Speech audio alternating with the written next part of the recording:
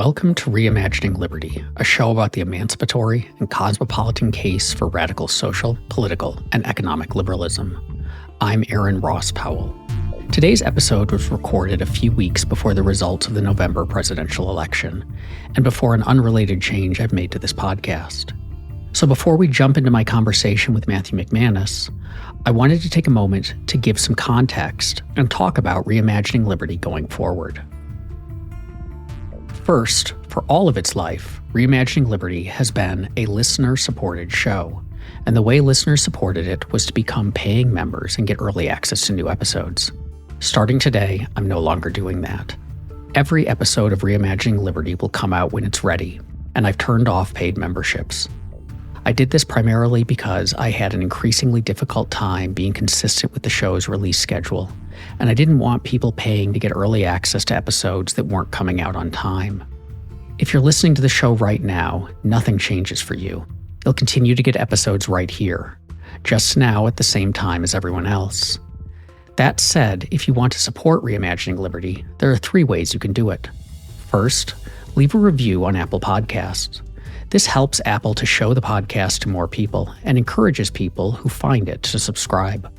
Second, tell your friends. If you like an episode, forward it along to someone.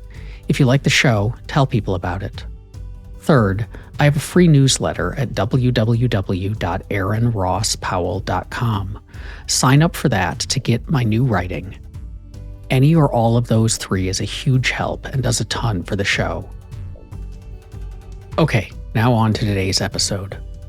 The election results very much have liberalism on the defensive. The Trump years are likely to be quite dark, the darkest most of us have seen in our lifetimes. There's a lot liberals can do to fight back, and we'll explore that in future episodes. One area we need to pay attention to, though, is why the arguments we make, and by we, I mean what we might call market liberals, fail to persuade everyone they need to persuade. Today's episode is very much about that. It's about a position that overlaps with a lot of liberal principles, but also rejects a lot of the free market positions I and other market liberals take. My guest is my friend Matthew McManus, a ReImagining Liberty regular. He's a lecturer in political science at the University of Michigan. In his new book, The Political Theory of Liberal Socialism, he argues that not only are socialism and liberalism compatible, but that the future of liberalism depends upon the embrace of certain kinds of socialism. I'm unsurprisingly skeptical about many aspects of that argument, which is why I wanted to get Matt on the show to discuss it. I think his book sets out clearly a widely believed argument from the left against market liberalism, so I brought him on to set out and defend his case and to help draw out the primary points of disagreement between his view of liberalism and mine.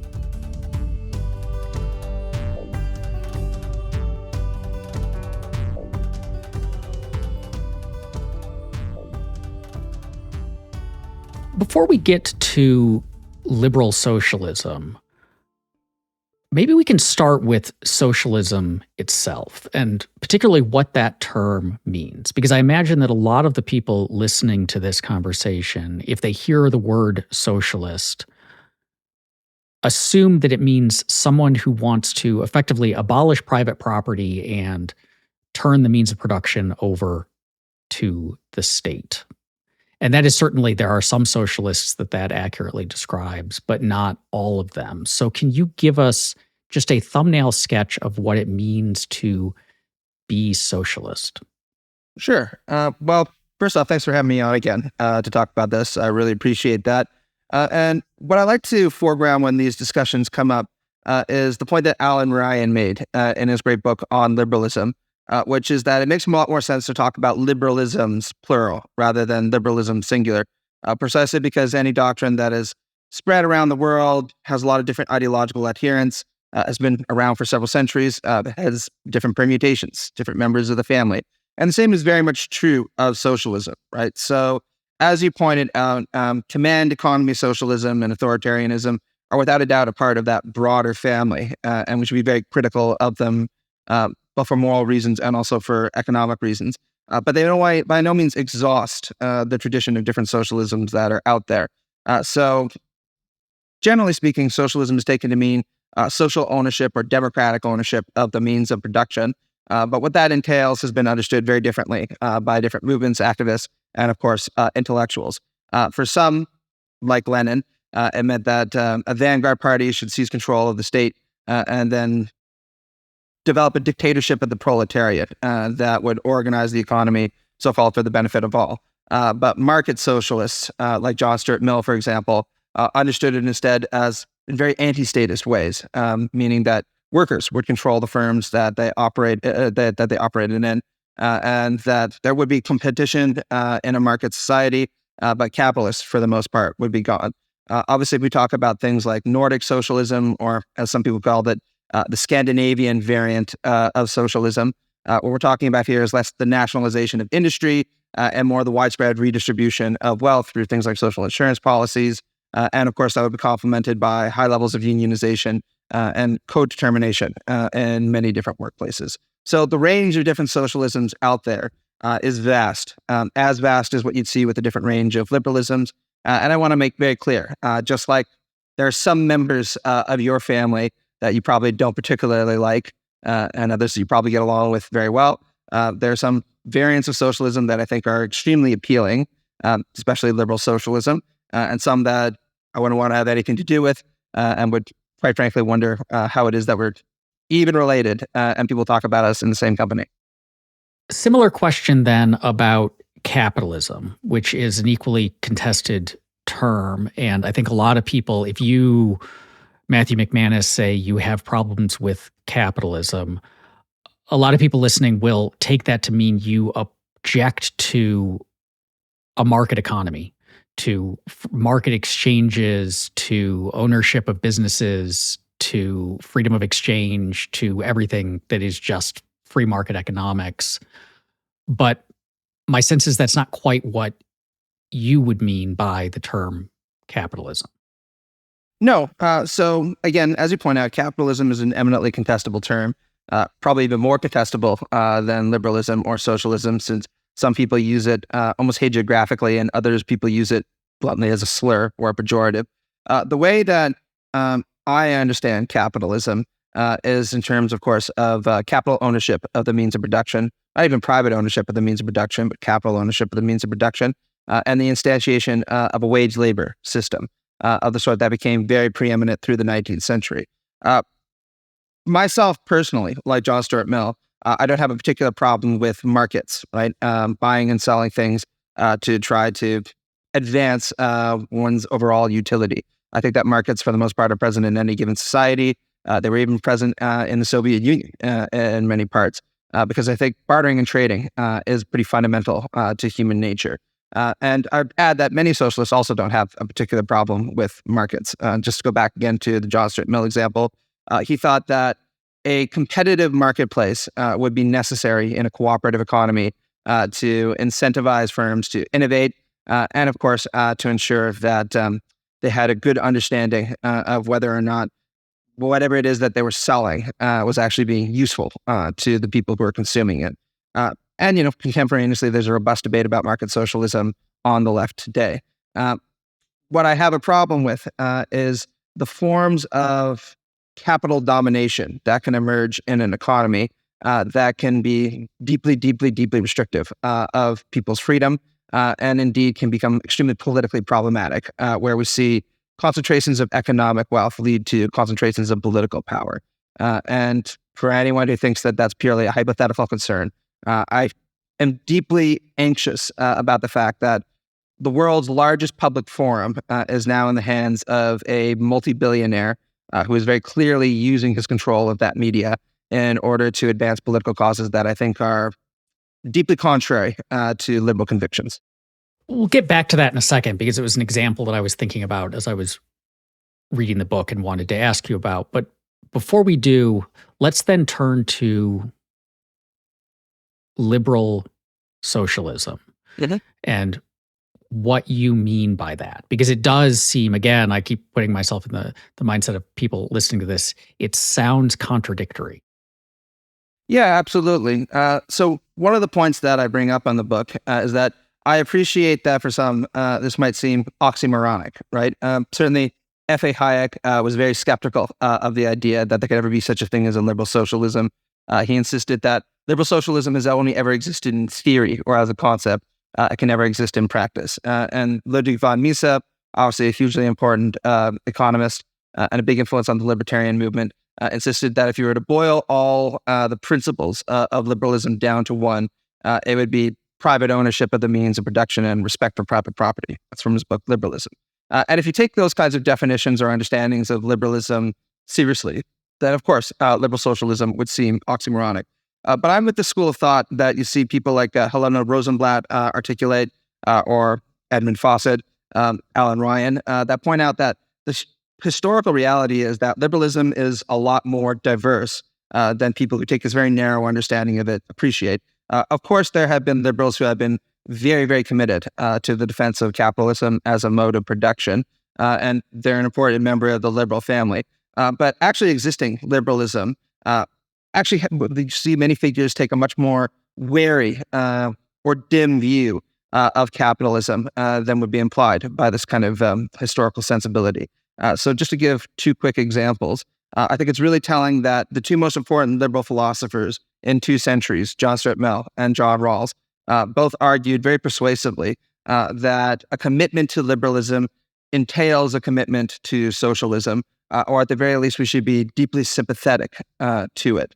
And there are complicated reasons that Mill and Rawls both endorsed this position, and we'll probably get into them. But it's very hard to argue that John Stuart Mill and John Rawls just didn't know what they were talking about when they made these kinds of arguments. And beyond just the kind of intellectual sphere, Rosenblatt in particular points out how in the 19th century especially, liberals in France and Germany, from the Socialism movement to Edward Bernstein and Social Democrats, were deeply inspired by socialism, or even argued that socialism is just a successor to liberalism or a continuation of liberalism that extends its principles into the economy. Even in the United States, we have people like Eugene Debs, for example, who argued quite persuasively that socialism is in line or in continuity with American principles about creating a society where people will be free from domination and where the equality of all human beings will be taken seriously. The examples just go on and on and on. I think that Samuel Moyn is right that this presupposition that liberalism just precludes socialism, almost by definition, is very much a kind of residue of the Cold War and Cold War liberalism, where starting in the 1950s, there was this effort made by authors like Hayek and von Mises to draw a much sharper line between their interpretation of liberalism and the older liberal tradition, which was much more variated on this question. When we're thinking about political disagreements, one way to helpfully distinguish differing views is to think about whether the disagreement is grounded in differing values, and those values manifest in like, what kind of world are we seeking to achieve? And you and I could disagree on the kind of world that we're seeking to achieve. Or political disagreements, ideological disagreements can happen at the level of how do we achieve the world that we have in mind. So you and I might have the same end state, the ideal world looks like this, but disagree deeply about how to get there, what mechanisms, what policies, and so on.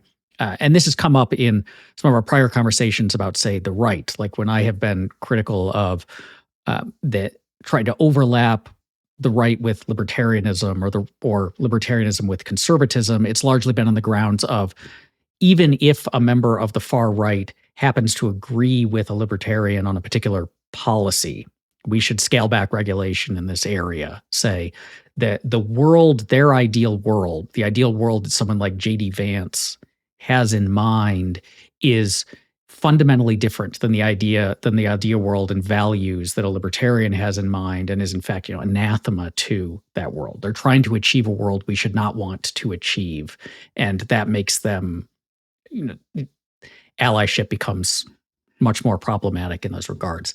And so with that in mind, when you are advocating for liberal socialism, what is the world that you are trying to achieve with it, and how is it distinct from the world as it is now? Like, what features of the world now, or of a neoliberal world or a capitalist world, do you see as troublesome in a way that liberal socialism is what's needed to address them? That's a very big question, right? So to try to break it up into small segments, two of my motivations for writing this book were the fact that after spending a lot of time with right-wing authors, what becomes through very clearly in a lot of their writings is an insistence that liberalism and socialism are, if not exactly the same, at least part and parcel of the same ideological move that is characteristic of modernity.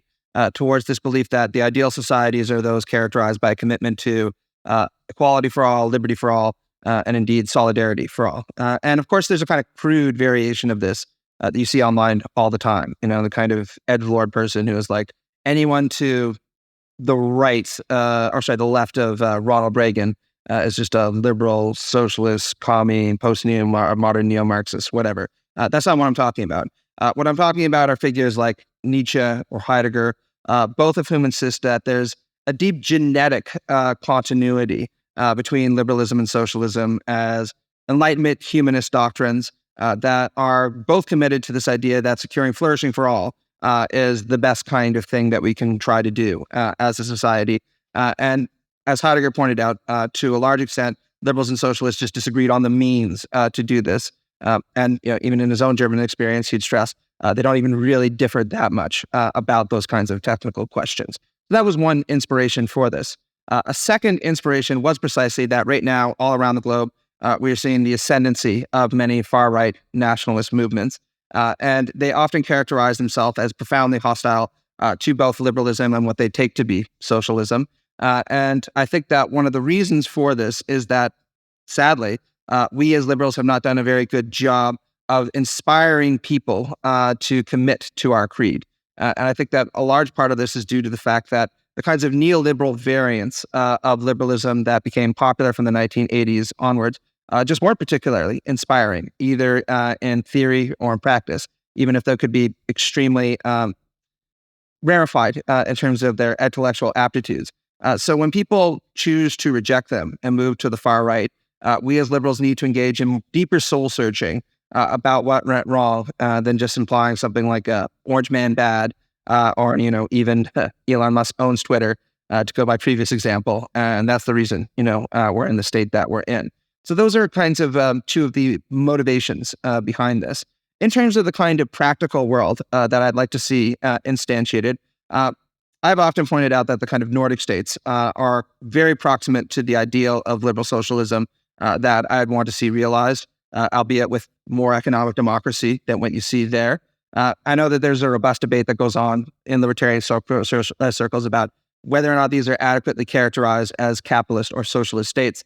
But I agree with the logician Scott Sahan in his book, Socialism, A Logical Analysis, where he says, ultimately, this is to a certain extent a semantic dispute because however else you want to interpret it, there is no doubt that the Scandinavian states are more socialist than, say, we are here in the United States or even in my own home country of Canada. And they seem to be, broadly speaking, very prosperous, highly liberal in terms of respecting individual rights, and highly democratic.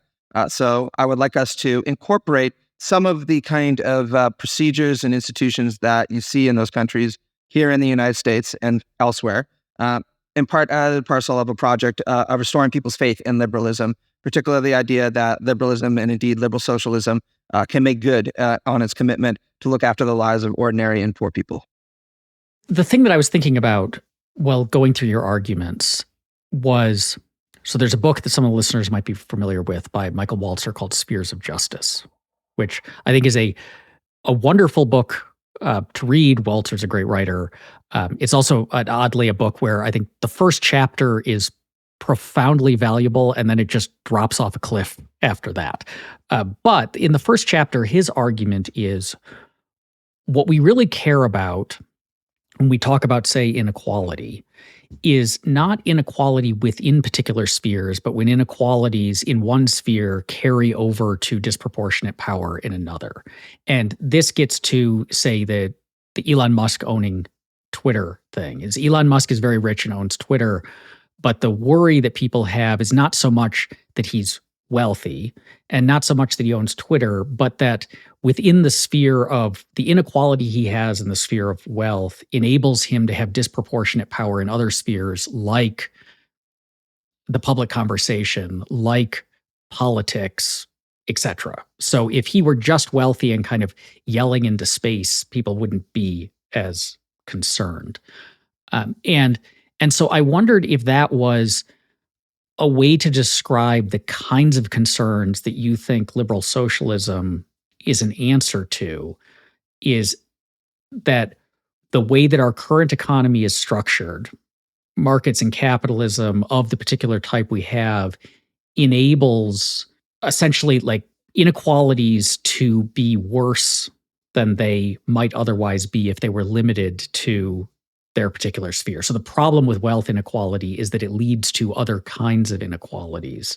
Or the problem with ownership of corporations in a certain way is that it disempowers workers in other sorts of ways. So is this, I guess, are you making a spheres of justice sort of argument?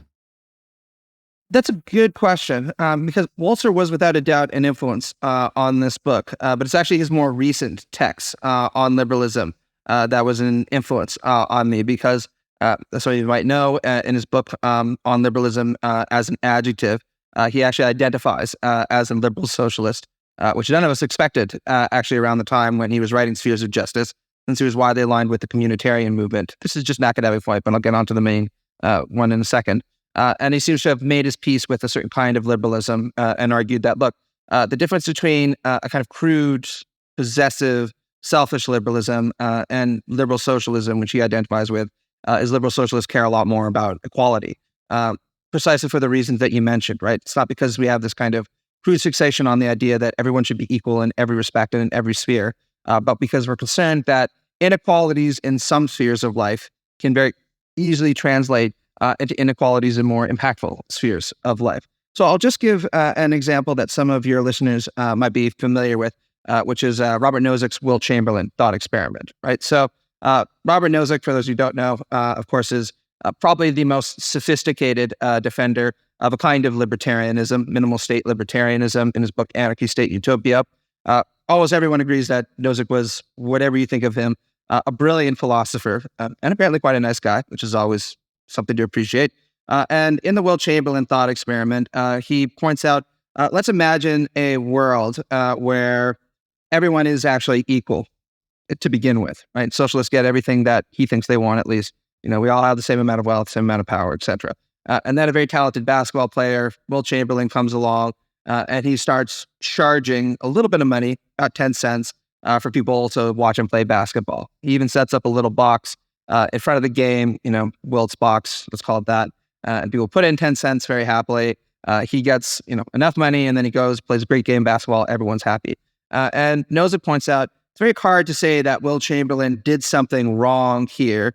He didn't exploit anybody. In fact, everybody was very happy to give him this money. And he provided a service that people, through their free agency, decided to pay him to perform. And most socialists would say they actually don't have that much of a problem with these kinds of Will Chamberlain scenarios emerging, right? And I'm not just extrapolating this. You know, G.A. Cohen himself pointed out that he's not really all that concerned with those things. What he is concerned about is a world where after Will Chamberlain retires, he says, well, you know, I'm only 40 years old, so now I'm going to use the millions of dollars I make playing basketball to buy a factory, and then I'm going to use a little bit more of that money to grease the local politician, and I'm going to tell the local politician, hey, listen, if you keep wanting to get my money, you got to make sure that you pass ordinances that make sure that the workers in my new factory aren't going to be able to unionize under any conditions. And if you'd be okay with sending in the cops every now and then just to scare them a little bit, that'd be A-okay on my bit too, right? Those are the kinds of inequalities that socialists find problematic. To go back to the kind of Walzer example, no one really has that much of a difficulty with certain kinds of economic gain in a very small private sphere where people just want to watch basketball, right? We do have a significant problem when inequalities in the private sphere lead to inequalities in political power that can in turn facilitate forms of domination back in the economic sphere through a recursive process, right? So what the line is on these kinds of points is, of course, something that has to be ascertained through empirical analysis and a good sense of contextuality. And socialists would say, you know, You got to look at things in terms of the material conditions, to use a good Marxist phrase, in order to make these judgments with a lot of analytical precision. But I think it is very clear that a lot of people wouldn't have a problem with Will Chamberlain making a little bit of money playing basketball, or even quite a bit of money playing basketball, if that's what people like. But most of us would have a profound problem with him greasing a politician so that he can clamp down on unions in his factory. Because that's a restriction, I should say, also on people's personal liberty, in this case, the liberty of his workers to assemble and agitate for better conditions for themselves. This gets to then, I think, the crux of the disagreement that you and I would have politically, which is about the role of the state in this, and what the mechanisms are for ameliorating the kinds of problems that you have just identified. Because we can tell a story where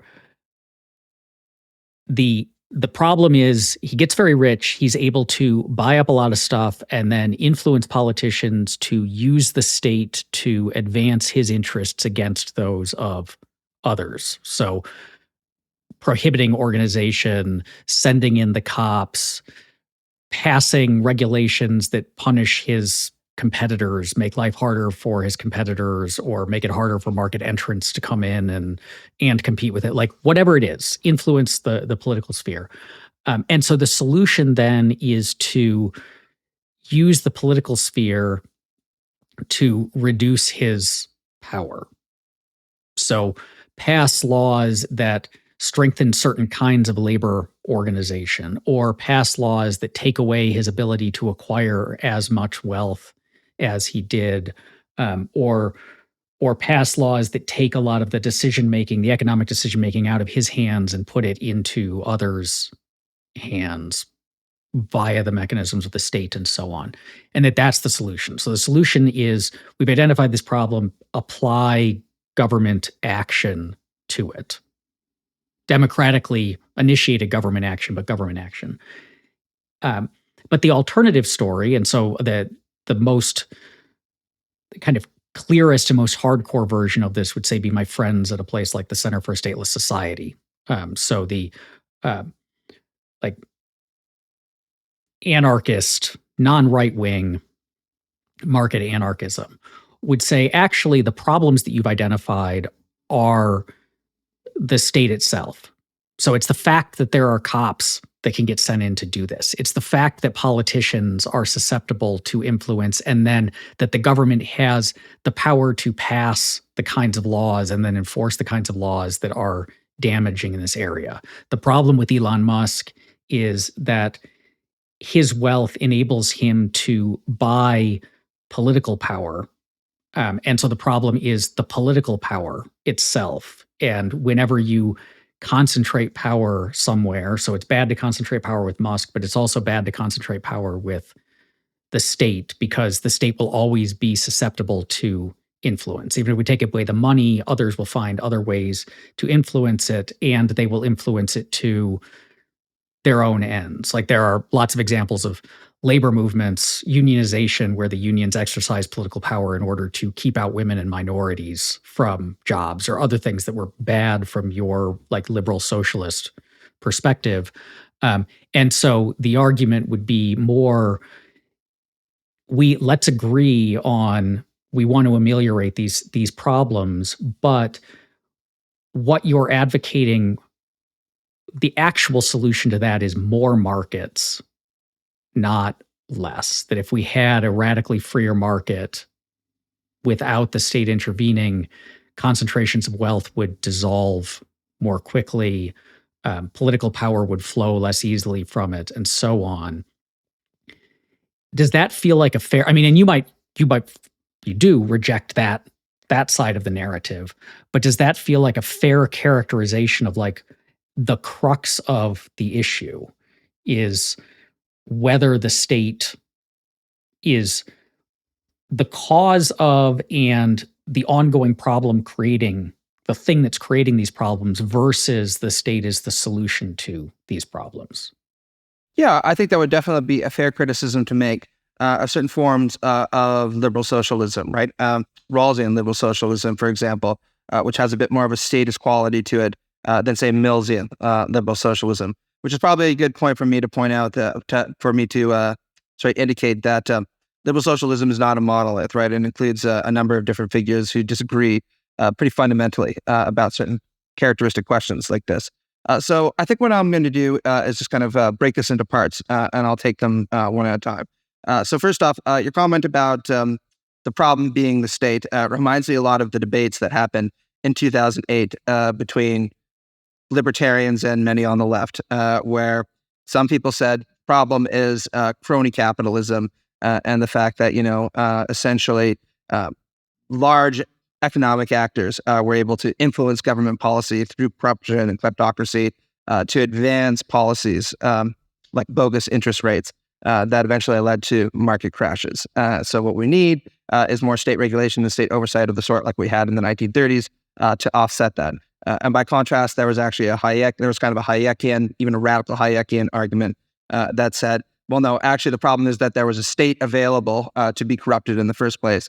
So this is just more vindication of our view, which is, of course, that what we need to do is get the state even more out of markets, because if the state wasn't able to play around with things like interest rates, none of this would have happened. And I always found that debate very funny because, as always happens in human life, right, people look at the exact same situation and find in it affirmation for their previous worldview. So from my perspective, drawing up on someone like Marx, I just think that dialectically, there's never going to be a kind of circumstance where if you see very strong economic actors emerge, that they're not going to try to harness the power of whatever political apparatus is existent in order to pursue their own interests. And I don't think that if you have a powerful political apparatus that wants to maintain its own control, that's not going to turn to economic actors to try to further buttress its control of the broader society. And I'd like to point out that there actually seems to be some cross-ideological agreement on this, right? Milton Friedman agreed with Marx and Adam Smith that the sad reality is that very often capitalists, of all people, aren't necessarily the most committed to maintaining free market capitalism.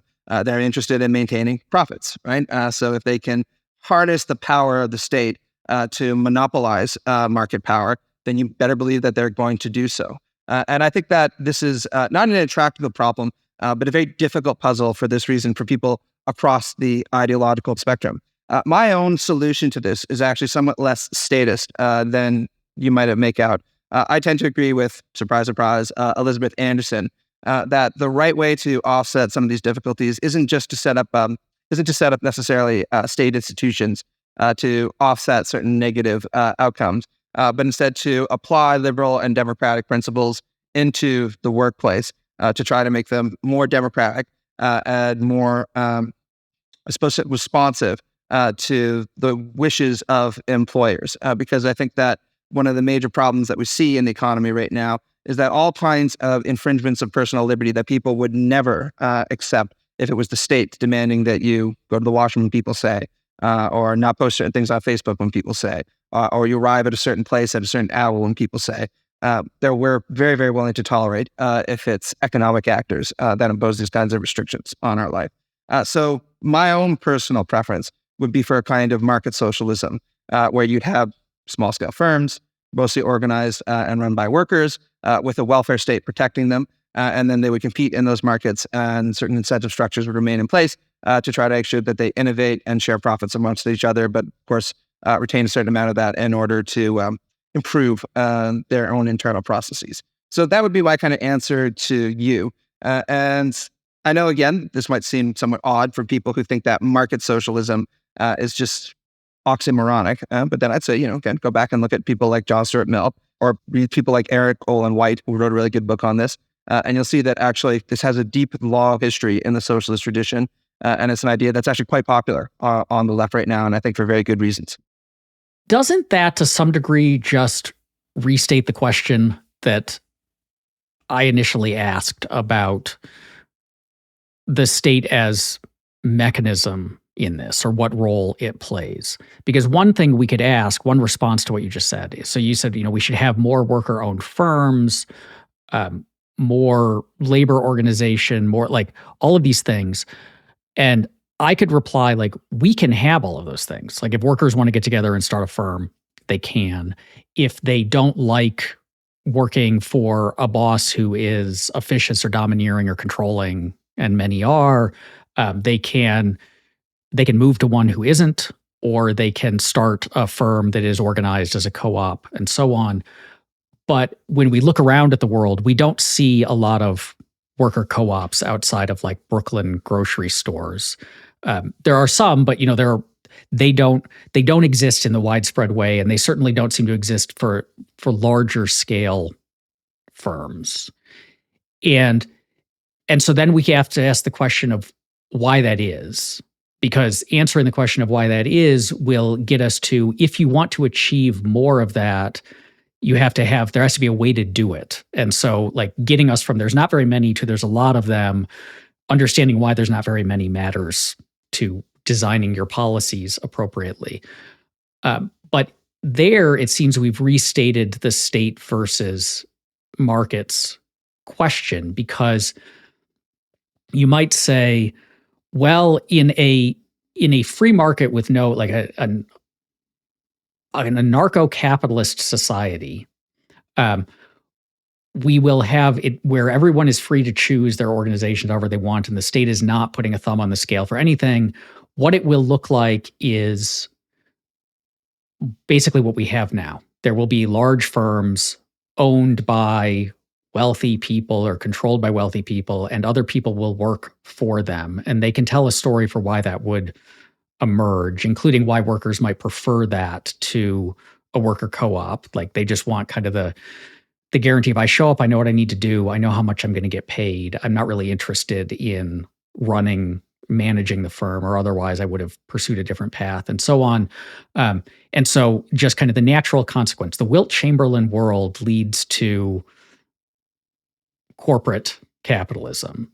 But you can also tell a competing story, and I'll mention again, like the Center for Stateless Society people who make an argument of this, that the presence of capitalism, as you've described it, is the result of government interventions in the economy.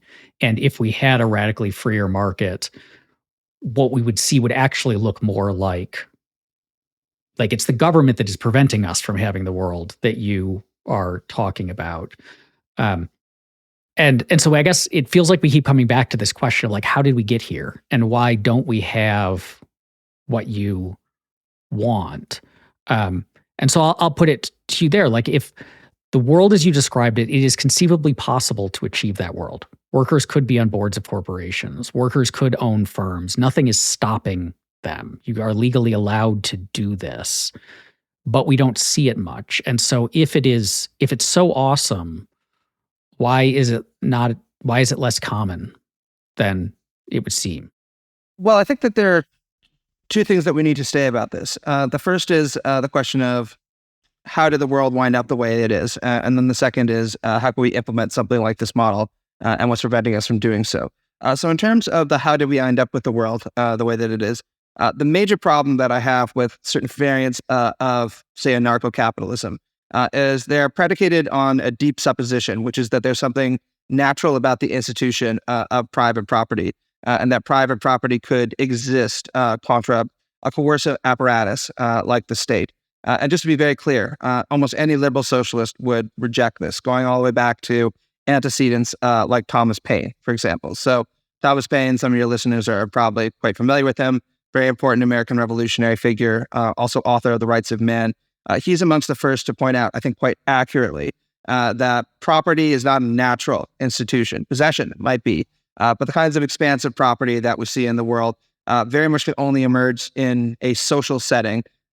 Paine calls property a social institution and requires a state in order to enforce the preferred scheme of property entitlements in order for the whole process to work. And I've yet to see a kind of convincing anarcho-libertarian answer to this, probably because they've internalized certain right Lockean mythologies about property just being so natural to human beings that you don't need a coercive legal apparatus like the state in order to instantiate it. So beyond just these kinds of conceptual issues, again, I think that if we look at the history of actually existing capitalism and actually existing markets, it's very clear that Carl Polanyi's famous statement that laissez-faire very much had to be planned is abundantly true, right? almost any context that we can think of, whether in American context or the British context or the French context. Various forms of state intervention were necessary to expropriate land, to build infrastructure, and sometimes to destroy rivalrous modes of production in order to lay the terrain for the capitalist mode of production to emerge. And I think more and more historical evidence is just coming out that demonstrates that fact. And this is also, I should add, why I've always found Nozick claimed that he was offering a historical argument for capitalism somewhat odd, because while it might be true to conceptualize a kind of abstract history where free markets emerge in the way that he talked about, when we look at actual history, things look, unfortunately, quite different, right? In terms of why do we not see these kinds of things emerge, there I would push back a little bit and say that there are quite a few successful instantiations of what I was talking about, and certainly important steps that we could take forward towards realizing the same sort of thing in the United States. Just to give one very clear example, co-determination models in the Nordic countries and in Germany have been around for several decades right now, at least 50 years in the latter case. And they give workers an enormous amount more power on the boards of the firms that they work at through representatives or through their unions. And I don't think that there's any evidence that suggests that German car companies, just to give an example, are less productive or less efficient than American car companies. Very far from it, right? There is evidence, though, to suggest that the workers in these companies are happier. They feel that they have better wages and that they're just treated overall much better. And these models have proven extremely popular in those countries, so much so that they've even been able to withstand the neoliberal turn. And in terms of why it is that we don't see certain things like that instantiated here, I'll just give a very quick anecdote, right? So a German automotive company wanted to build a car factory in the United States, talked about how in their line of business, co-determination is just take it for granted. And it was Republican officials who said, no, you're not going to build your factory here and introduce something like that here. Not because, we think that it's bad in Germany, but because we're really worried that American workers might start to think that this is a good idea and that this will culturally spread as something that it might be worth doing. So I think that there are a lot of cultural, institutional, and just epistemic reasons why we don't see that more broadly adopted in countries like the United States. And of course, that's something that I am trying to change through my own activism, through my own writing, because I think that starting with co-determination and then seeing how far we can push it is something that is viable and has been proven to work. And I just don't see why it wouldn't work in a country like the United States. So to take a stab at steel manning your argument, is it then that what we need, the way that government should enter into this question is we've got a situation where if the economy were organized in this slightly different way, people would see the benefits of it, they would like it, and culturally we would shift to seeing that organization, even in voluntary forms, as the norm versus the current organization, the way that workers relate to bosses and so on. But what we need is the government to step in to kind of pull the ripcord to get that process started, because right now there are barriers to the cultural change. But once that happens, it can be a voluntary process. And the analogy I was thinking of when you were talking is, I think there's broad agreement that the way that like medical residency works is toxic and bad, that the like doctors out of medical school work these horrendously long hours, which lead to mistakes and make them miserable. It's not a great way to onboard doctors into hospitals, but it is the culture of the medical profession that continues it. Like I was a doctor and I went through this, so the next guy down the line needs to go through it. And so the argument, we like an argument that everyone kind of agrees medical residency in its current way is bad, but the culture that controls how this works, it's so internalized in that culture that you need some outside force to step in. But once they stepped in, everyone would see it was better and you wouldn't need to have kind of continued interventions into the system. So is that kind of the argument? Is that how we might distinguish this from like command and control socialism would say, what's needed is to just shift all of the power permanently from voluntary engagement to state control in an ongoing, indefinite basis, Whereas it sounds like what you're saying is if we want to achieve this, it's primarily like a cultural problem, with people not recognizing how good it could be. And so we need an outside intervention to shock the system into recognizing this alternative way. Yeah, I think that's very artfully put. So I want to be clear. I don't think everybody is going to be happy with the kind of reforms that I put forward.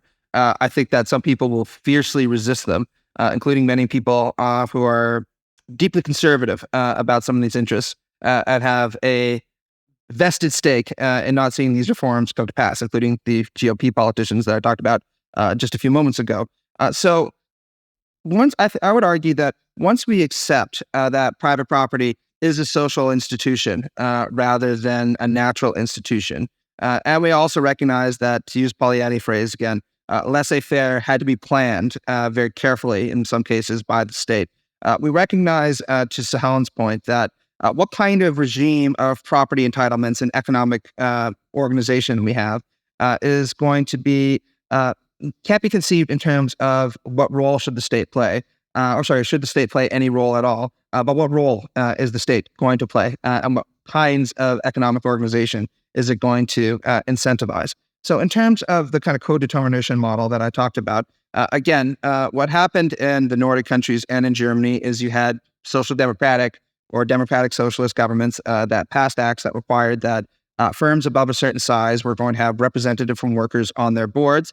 And the idea was that this was going to allow workers a certain degree of democratic control over the firms that they ultimately worked at. Now, I want to be very clear. I don't think that something like this model would be necessary in every business, right? To go back to a kind of Nozikian example, if your daughter sets up a lemonade stand and hires her two brothers to work at it for $5 an hour or something, I don't think that we should have someone coming in and saying, well, hey, you're now an economic firm. Your brother now gets to have a vote and how the lemonade stand is run, that kind of thing, right? I just think that beyond a certain threshold of size and scale, where we do actually see these firms have a very meaningful impact, sometimes on thousands of people's lives, it's necessary to implement these kinds of liberal democratic reforms in a very preeminent site of power within our society. And that's what I think these acts did quite successfully. And again, I'd like to point out that they have proven extremely popular in those countries, have been around for a very, very long time. And I'd like to see something very similar applied to the operation of large-scale firms in the United States, Canada, and elsewhere. I do think that there will be some cultural wariness of it initially, since it is something that is new. But I think given the fact that a lot of Americans and a lot of Canadians have expressed deep dissatisfaction with forms of inequality in our society right now, and have certainly been very militant in their opposition to plutocratic elites, it's also something that we could make a political case for over a sufficiently long period of time. One way to frame the worry someone might have listening to what you've just said is to analogize it to constitutional rights in the United States. So we have a written constitution that very clearly articulates rights and clearly articulates these are things the government's not allowed to do. And then, of course, the Supreme Court, through like review standards, rational basis review, strict scrutiny, and all of that, which I think is largely kind of nonsense constructions, softened the strength of constitutional rights. But we have these things, and they play. The Constitution is just. It is a social construct in the sense that like constitutional rights as articulated in the Constitution don't exist out in the world. They exist in this document, but we have elevated this document to such a high place in our culture and rhetorically that anyone who says, I want to do something that goes against this faces like an uphill battle. If you can say what you want to do violates the Constitution, that makes it much harder for them to convince others to do it. So the First Amendment plays this role for us. Like America has a much freer speech than most of Europe, in part not because like our government necessarily is just like better, but because we have this thing that anyone who would say like, I want to ban this kind of speech, I want to ban that kind of speech, has to contend with the primacy of the First Amendment in our culture. And when you talk about property rights as a kind of social construction / social consensus, it feels like there's like a real worry would be if we start thinking about them that way, as opposed to like natural features of the world. And natural features have this rhetorical weight to them, in the way that like constitutional rights have this rhetorical weight. Then it opens us up to people really abusing that. So we're recording this on October 25th. It will likely, I think, come out after an election where a guy might take power who at his convention had everyone waving signs that said mass deportation now, which was profoundly ugly and troubling and would entail, if they carried through with it, massive violations of property rights as we think of them. If I could add, what I was really disturbed, actually, just to your point, by Jessica Kelly's comment the other day about how if he had the power, he'd like to boot a grandmother out who came here illegally 30 years ago, along with her children who have been here and were born here, and her grandchildren. And somebody pointed out to her that there's this thing called the 14th Amendment, which means that you can't quite do that, at least to her children. And his response was, "I don't give a shit." Right? All of them go so-called home. Right? So yes.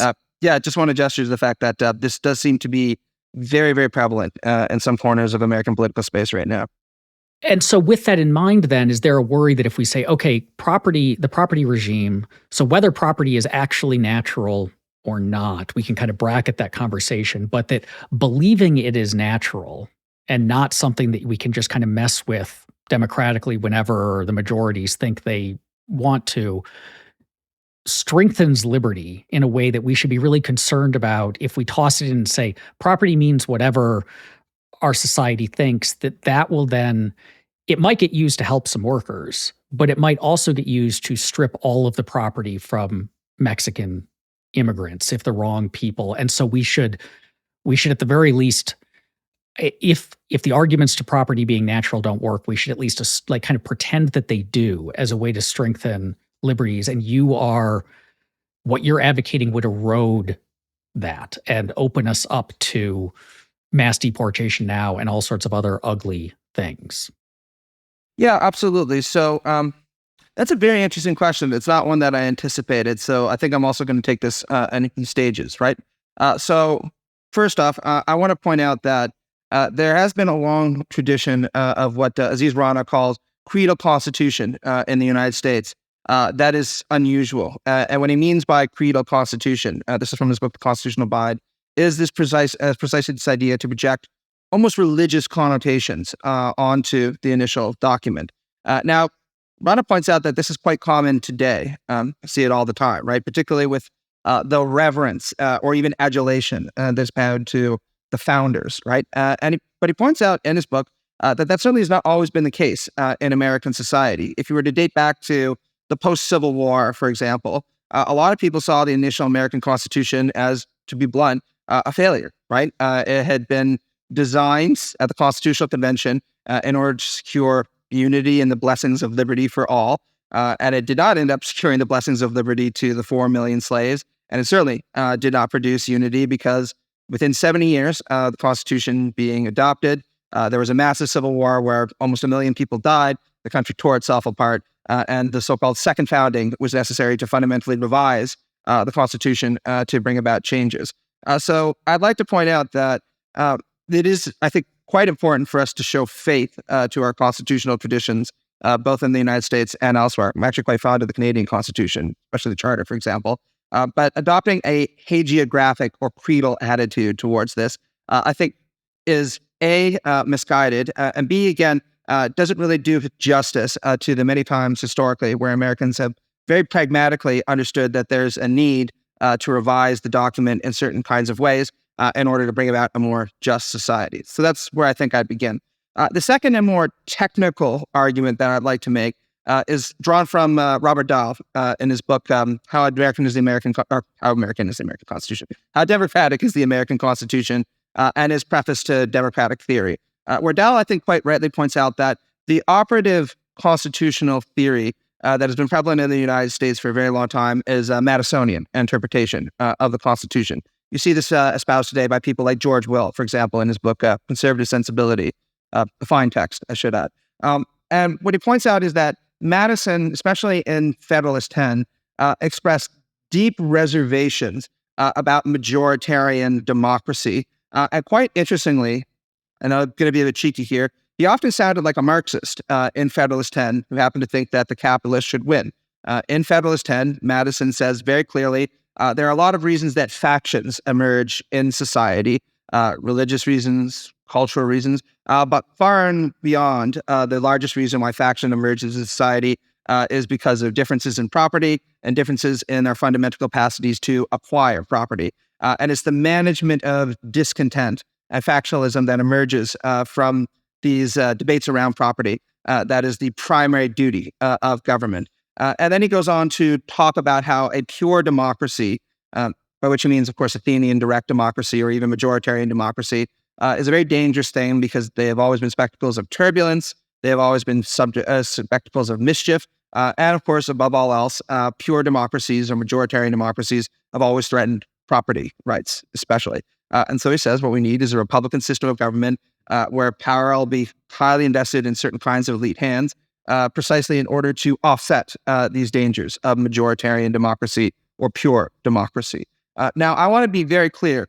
All liberal socialists would argue that there are very good reasons to be wary of pure majoritarian democracy, and would insist that it is very important for, let's go to the First Amendment, certain kinds of rights, particularly rights to expression, assembly, religious toleration right, to be protected against potentially tyrannical majorities. But they would push back on this Madisonian assumption that the largest danger to our republic will come from people from below who want to redistribute property in some kind of way. I think that, as Dow points out, what we've seen over the long course of American history is actually that the danger from above is just as pressing, if not more pressing, that when plutocratic powers have an opportunity available to them to hemorrhage their economic wealth in order to acquire more political power, they will do so, and they can often be facilitated in this pursuit of political power by the anti-democratic and anti-majoritarian structures baked in to the American constitutional system.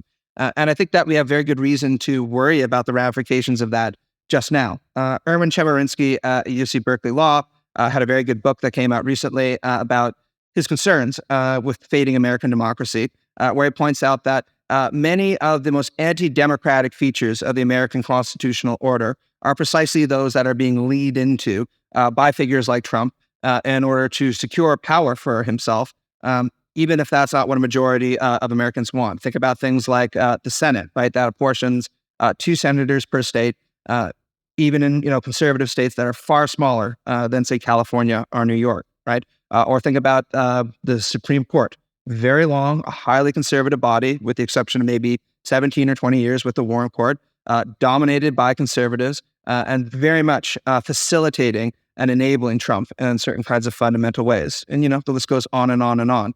So I think that there are very good reasons to be wary of pure majoritarian democracy. I don't think it's some kind of magical silver bullet that will solve all our problems. But I think in terms of the American Constitution, it's become very clear that it's the anti-majoritarian features that enable plutocracy that can be a bigger threat to our liberties than faith in the good sense of ordinary Americans to make decisions about what kind of political system they want to live under.